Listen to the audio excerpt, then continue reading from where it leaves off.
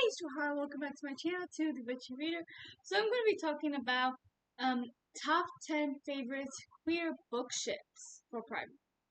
Um, it's really hard for me to decide which ones are my favorites. Um, so this list I may change my mind in like a year, but oh well, this is my feelings on the matter at this particular moment. And this was hard because some of them was like, okay, do I like this ship more? Or do I like this ship more? This list was very hard to make. Um, so number 10 is The Mystic and His Husband from Mantis Gland series by Adam Andrews Johnson. They are so adorable. They are already married when you meet them, and they have a daughter. Um, and they are so supportive because the daughter mother wasn't, and he tried to have her like killed, if I remember correctly, its backstory, because of what she is. But Mystic and his husband do not care. They love their daughter, and they would do anything. They're such good parents, and they like became this like foundation for a lot of kids who went through similar stuff, and became like this sounding place that these kids could go to, and became part of this found family. But the relationship is so adorable. They love each other so much. Then at number 9, I have Celica and Angelina from the Towers of Memories by Alyssa Lasses. Their relationship is also very, very adorable. Um, I absolutely love because they're so opposite, but it somehow works. Like Angelina's pretty opposite from a lot of the people in Dragon Tower, but she got pretty close to Seraphina pretty early on because of situations, and despite them being so opposite, they became really close. And Angelina is probably the person she trusts the most outside of people in Dragon Tower. There are a couple of people she's gotten close to since that she trusts, but Angelina she got close to pretty early on. But then obviously Angelina meets the rest of the dragon people, including Celica, and they have an immediate connection. And Celica is more hot-headed, tempered, angry a little bit. And then there's Angelina, who is always happy, positive, optimistic, giddy, and colorful. And that's just does not explain Celica at all, but yet somehow it works, and they are just so cute. Then I have at number 8, Tawny and Bix from The Librarian and the Assassin. They're another couple that was just so adorable to read about. And this is by Adam Andrews Johnson, by the way. And I absolutely love their relationship and how they navigate things and how they have a healthy communication and that they're there for each other. And even if they don't always agree with one another, and they manage to get through all their obstacles together. Then at number 7, I have Morgan and Hannah from These Witches Don't Burn. And this duology was really good. I only read it once, but I really want to buy these books so that I can read it again because it was a lot of fun. And I absolutely loved their relationship. Morgan, they're witches, they're in covens. Morgan, she has issues with her like toxic ex-girlfriend, but then she meets Hannah and they have like an immediate connection. And I really love their relationship throughout both books.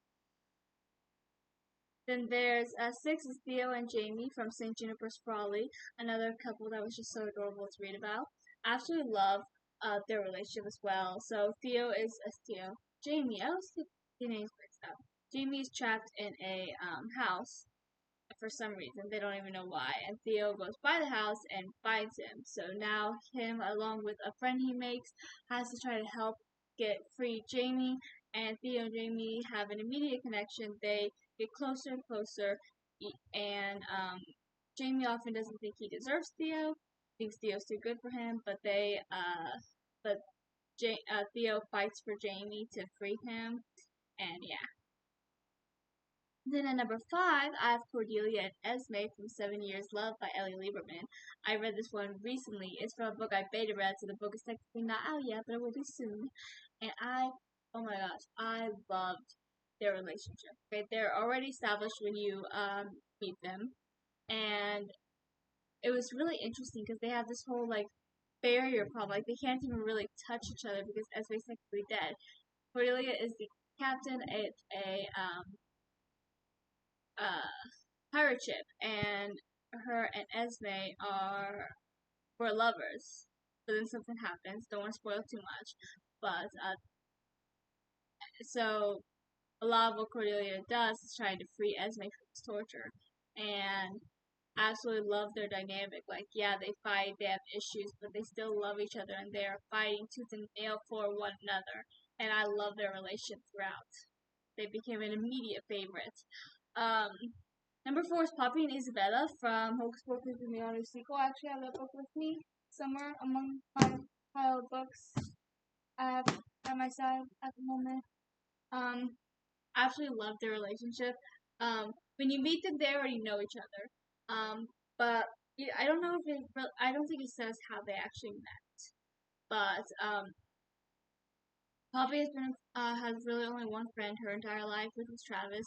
They're really close, and then but she has a crush on Isabella. And lately, Isabella has been hanging around with her and Travis, and she didn't know why because Isabella's like this really cool, popular girl. Everyone loves her. She does all these activities. She has a whole bunch of friends. So Poppy's like, why is she the coolest school in school hanging out with like us nerds? And Travis like caught on really early on. He was like, yeah, there's something there between them. But Poppy did not believe Isabella had a crush on her. But you find out by the end of that is so not the case. Isabella does so much to um, get close to Poppy, and it's so adorable. And Poppy even tells the big family secret about what happened to her parents and the Sanderson witches to Isabella, and they're fighting tooth and nail with each other to stop the Sanderson sisters, and they're so there for each other on so many occasions, and I absolutely love their relationship. And then I have where is it? Okay. Nico and Will from Percy Jackson. So they finally have their own duology, and I actually love this book. Son of the Star, it was so good. And it's really nice to finally see them together. Son of Hades, Son of Apollo, two people you never would imagine be together, fall in love. I actually love the story. You really first see them in the last Heroes of Olympus book, and then you see glimpses of their relationship in Trials of Apollo as well, until they get their own story, which is amazing. I love it because once again, another couple where one of them doesn't feel like they deserve the other. Nico having low self-esteem, very insecure because he's had it rough. He's had it really rough. And Will gets to see a little bit of what some stuff Nico has had to go through because Nico had to survive TARDIS alone, and now Nico and Will are in TARDIS together to save somebody. And they do have a few fights because their relationship isn't always easy, but they get through it together and they fight for each other, and it's just so adorable to read about. And then I have number 2. I have this book with me too. Robin and Art from A Dance of Bone and Blade. I am in love with them. They are so adorable. I love their story. It's a sapphic retelling of Robin Hood and King Arthur, and I absolutely love their relationship. They're so healthy. They have this communication, and you get to see them as individuals as well as a couple. And it gives a good insight into the relationship as well as it does the characters so that they feel 3-dimensional. And I just I love the ending and how it was played out. I love their story throughout. I know I was squealing at certain moments, including their first kiss. Like, that had me squealing. And there were so many times where they were, like, so in denial for their feelings. Especially, Robin is such a flirt, but Art was definitely in denial for her feelings for the longest time because she didn't want to admit that she was falling for, like, the outlaw. But they also give each other a glimpse of their worlds. And I know there's one scene in particular that I absolutely love where Robin has to show Art the world from her eyes and to show her because she lives in this palace. She's the queen. She's like trying so hard for her people, but she doesn't realize the poverty and trouble people actually are experiencing, and Robin has to show her the kingdom through her eyes because Art sees it completely differently, and it's just really interesting. So they can see things from each other's point of view. Um, and I absolutely love every bit of their relationship. It has me squealing. I'm obsessed, obsessed. Just so you know, I am obsessed. I love it. And then I have a couple of honorable mentions. My honorable mentions have three honorable mentions. I do have Kyoshi and Rangi from The Rise of Kyoshi. They are so adorable. Kyoshi is bisexual, and she originally starts having a huge thing for Yun, but then when things happen and Yun goes kind of to the dark side and Kyoshi gets really close to Rangi, they fall in love. And the next two honorable mentions I have are actually non-canon, which is why they didn't make the list. I mean, they could have ended up making the list if they were canon, because I did.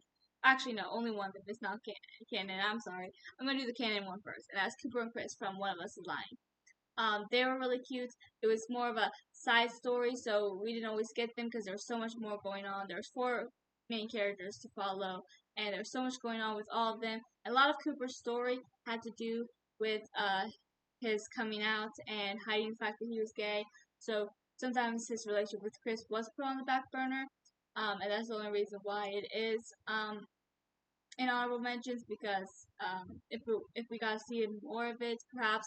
But you do find out, because in the next book you see Cooper and Chris a couple times, and find out even though Cooper is now this like college football star, him and Chris are still together, and that was really nice to see that they were still together and that they are still going strong. And then the non-canon one that I had to add to the list just because I really love them is Agrel and Lahari from the Mantis Clan series by Adam Anders Johnson. I know they're not technically canon; they didn't actually happen, but I fell in love with them, and I definitely saw a spark there. There was just something about them, like Lahari, because of how she looked, she didn't always know who she could trust, know who actually liked her, know because a lot of people would hate her for how she looked and think she's a monster. Agrel wasn't like that, and one of my favorite scenes was when, because they were talking, but it was like dark. I haven't read these books in forever, so I'm trying to remember, but I just remember it was like dark, so they can see each other very well. But then Lahari like steps into the light, reveals like how she actually looks, and she says something about like hideous, right? And Agrel was like, "No, I think you look great," and it was kind of just a really cute moment, and that moment has been embedded into my mind forever. I absolutely loved him. Agrel took one look at Lahar and was like, "You know what? You're not a monster. I think you're awesome." And they became really close, which is probably why what happened at the end of the book destroyed Lahari so much, because of how much. Because Agrel, other than her dad's, obviously putting her dad aside, Agrel was the first person that really looked saw her, that she looked at her and didn't see some hideous monster. She saw a beautiful girl, and Lahari hasn't really experienced that before. So it was just really nice and beautiful to watch their relationship blossom. And then in number 1 is obviously, is anyone surprised? You shouldn't be. Jesper and Wylan from Six of Crows, because one of my all-time favorite series. I'm obsessed with Jesper and Wylan's relationship. I am obsessed. I love them. They are amazing. They are cute. I love their flirty banter. I love how much they fight for each other. There's so many comments that I love that they make. How like I love the whole maybe I like your stupid face thing. That was iconic. Um, and there's just so many moments, like their first kiss, like their first real kiss, was so beautiful, and how Jesper did everything to help Wylan with his mom, and then at the end, and how they just always help each other. Wylan helped Jesper with his dad too, and I could go on and on about how much I love them. Like they are forever my favorites. Queer ship, I am obsessed with them, and they definitely earned their spot on this list. So yeah, I enjoyed making this. Maybe if you guys are interested, I could make a top 10 favorite straight ships. I did queer ships, so maybe I could make a top 10 straight ships. Like, I could talk about my favorite ships that aren't on this list. Because I know there's several that I love that I would love to discuss if you guys are interested in that. So thank you for watching. Please like, subscribe, comment if you like these characters, who your favorite queer ships are, and I'll tell you guys below in the comments. Until next time.